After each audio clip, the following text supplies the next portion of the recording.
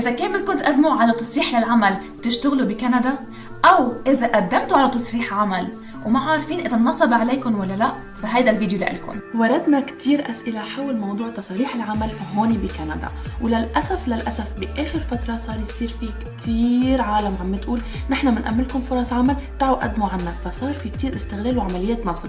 بدكم تعرفوا إذا أنتم وقعتوا بهذا الفخ أو لا؟ تابعونا لآخر حلقتنا لليوم. احضروا هالفيديو للآخر لتتقبلوا الوقوع بأي فخ للنصب والاحتيال بخصوص التصاريح للعمل لكندا. مرحبا من جديد، معكم مايا من قناة أيام شانل. إذا هي أول مرة بتحضرونا ما تنسوا تشتركوا بالقناة وتفعلوا جرس الإشعارات لحتى يوصلكم كل شيء جديد، لأنه نحن كل نهار جمعة بننزل فيديو له علاقة بكندا وألمانيا. بنحكي كتير عن الهجرة وبنحكي عن كتير تفاصيل لنخلي العالم تعرف كيف تتقبل أي نوع من أنواع الاحتيال وكيف تعرف الطريق الصح والمضمون للهجرة إلى كندا وألمانيا. بالعودة لموضوعنا، وردنا كتير من الأسئلة بتخص تصاريح العمل وفرص العمل يلي عم ينطلب من العالم أنه تقدم عليها بحجة أنه التأشيرة مضمونة. يا جماعة انتبهوا كتير منيح، لأنه عم بيطلع كتير شركات وعم يطلع كتير أفراد عم يقولوا لكم إنه التأشيرة مضمونة عنا، تعوا قدموا عن طريقنا ورح نأمنكم فرص عمل. هذا الشيء منه مزبوط. ليش؟ حنقلكم تفاصيل الحصول على تأشيرة عمل، وبدنا إياكم تعرفوا إذا أنتم كنتوا مؤهلين أو غير مؤهلين من دون ما إنه تروحوا تسمعوا من العالم شو بتحكي. بداية للشخص يشتغل بكندا في حالتين. الحالة الأولى ما بدها تصريح عمل، ولحتى يشتغل بدون رخصة لازم يكون وهو بيشتغل بوحدة من المهن بلائحة معينة وصغيرة حنحكيكم عنها بعدين. ولكن بهذه الحالة ما بضل بكندا، لازم يرجع على بلده. وبالحالة الثانية لازم يكون مقدم على تصريح عمل، وبهذه الحالة في يضلوا بالبلد ويقدم على إقامة، مش ضروري يرجع على بلده. بالعودة للحالة الأولى، هي بتشمل بعض المهن، مثلا إذا كنت رجل دين أو بتعمل بالمجال الديني، أو إذا كنت قاضي يعني القضاة مجال القضاة، أو إذا كنت متحدث رسمي يعني متحدثين الرسميين، وبعض المهن الأخرى. فهدول كلياتهم إذا أنت كنت بتعمل أو أنت كنت بتعملي فيهم، فيكم تقدموا على تأشيرة أو في فرصة أنكم تجوا على كندا وتشتغلوا بهذا المجال. ولكن من بعد ما تخلصوا شغلتكم بدكم ترجعوا على بلدكم. هذه المهن اللي هلأ ذكرتها ما بدها تصريح للعمل، يعني التأشيرة ما بتدور التصريح للعمل بكندا. ولكن عند الانتهاء من العمل لما تخلصوا الشغل بدكم ترجعوا على بلدكم. هيدي المهن قبولها صعب كتير لأنه شروطها كتيرة، يعني مش أي رجل دين بيقدر يجي، مش أي قاضي بيقدر يجي، مش أي متحدث رسمي ممكن يجي. الحالة الثانية هي الحالة يلي بحاجة لتصاريح عمل، وتصاريح العمل منقسم لنصين.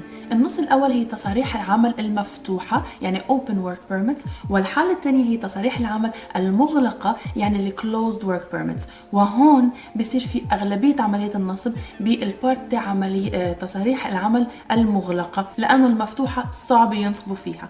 ليش؟ حنخبركم شو هي تصاريح المفتوحة بشكل سريع لحتى نرجع نحكي عن التصاريح المغلقة. أولاً تصريح العمل المفتوح، يعني إذا أنت كنت بتشتغل بأي مهنة بأي منصب وبأي مقاطعة وبأي شركة فيك تقدم عليها، فيك تشتغل، ما في عندك حدود أو شروط.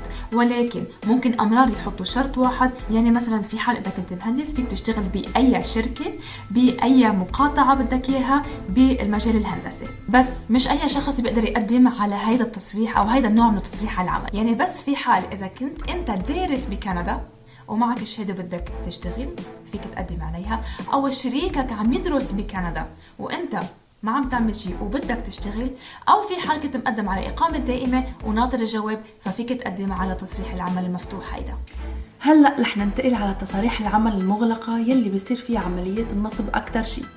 أول ما نحكي عن شيء اسمه تصريح عمل مغلق لازم دغري نفكر بشيء اسمه LMIA يلي هي بتعطي مثل رابور أو ريبورت بيحطوا فيه إنه هذا الشخص بالتحديد ممكن إنه يجي على كندا لحتى يشتغل بمنصب معين، ولكن هذا المنصب طبعا مش رح يأثر على ولا وظيفة ممكن يحصل عليها شخص already بكندا أو معه الجنسية أو معه الإقامة أو حتى هو لاجئ. هذا الريبورت اللي عم نحكي عنه بتم تقديمه لوزارة الهجرة وشؤون المهاجرين كرمال تعطي الموافقة انه هذا الشخص يقدر يجي. يعني الشركة بدها تقدم على هذا الريبورت باسم الشخص اللي هي بدها تستقدمه على كفالتها. هلا مش سهله اي شركه تيجي تقول انا والله بدي اجيب موظفين يلا رح اعطيهم هاي التصاريح كرمال يجوا عليها. اكيد منا سهله، لانه لازم يتم الاثبات انه ما بتاثر على البطاله بكندا، ومش ممكن انه تلاقي هذا الشخص يقدر يغطي هذا المنصب حاليا او بالوقت المطلوب بكندا. طيب لنفترض انه في شركه فعلا قدرت تامن هذا ال LMIA ريبورت باسم شخص معين، شو بيصير بعدين؟ هذا ما معناته انه هو خلص انقبل وصار فيه يجي على كندا. لازم ياخذ هذا الريبورت ويروح يقدم على تصريح عمل، وبعد الحصول على الموافقه بيصير مسموح له انه يجي ويشتغل على الاراضي الكنديه. وعند وصوله للاراضي الكنديه ممكن ساعتها انه يقدم بعد فتره اوراقه كرمال يحصل على اقامه دائمه ويصير مقيم كندي فمواطن. للأسف هذه الرابورات يلي هي ال LMIA عم يتم استغلالها من كتير أشخاص، أفراد فينا نقول عنهم نصابين أو شرك نصابة. شو بتقلك؟ أنا رح أعمل لك هذا الريبورت بحجة إنه هن بيعرفوا شرك عم بتوظف. مثلا مرة سمعت أنا إنه ماكدونالدز عم يحكوا عن اسمه، بيصيروا بيقولوا لك هو طالب موظفين ويلا تعا قدم وفرص العمل مفتوحة للكل وتصاريح العمل مفتوحة لأي مهنة. لا لا لا لا، ما تصدقوا، لأنه ممكن ياخدوا ريبورت مثل هيدا يزوروه ويقولوا لك لتحصل عليه بدك تدفع لنا أوقات يمكن $10، أوقات $500، أوقات أكتر أقل حسب شطارة وقوة الشركة اللي عم تنصب. هيدا الشيء ممنوع.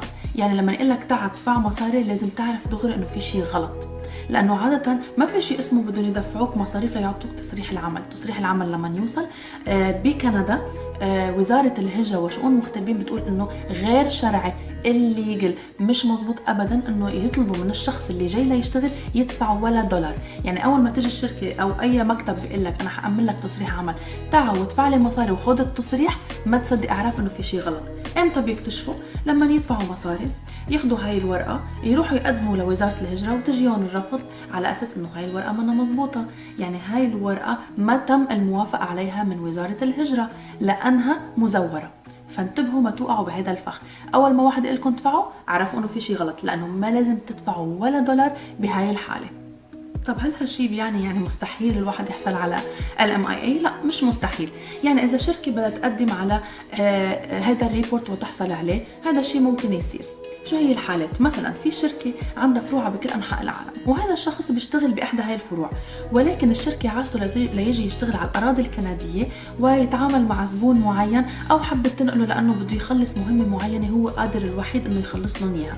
شو بيعملوا؟ بيقدموا طلب إنه نحن هذا الشخص بيشتغل عنا بفرع تاني وبدنا نجيبه على فرعنا بكندا لحتى يشتغل. ساعتها ممكن يعطوه تصريح يلي هو فينا نسميه إذا بدكم كفالة. يعني الشركة كفلت هذا الشخص إنه يجي ويشتغل تحت اسمها، عشان هيك رح نقول عنه مغلق، لأنه هو جاي يشتغل لشركة معينة بمحل معين وببوست معين.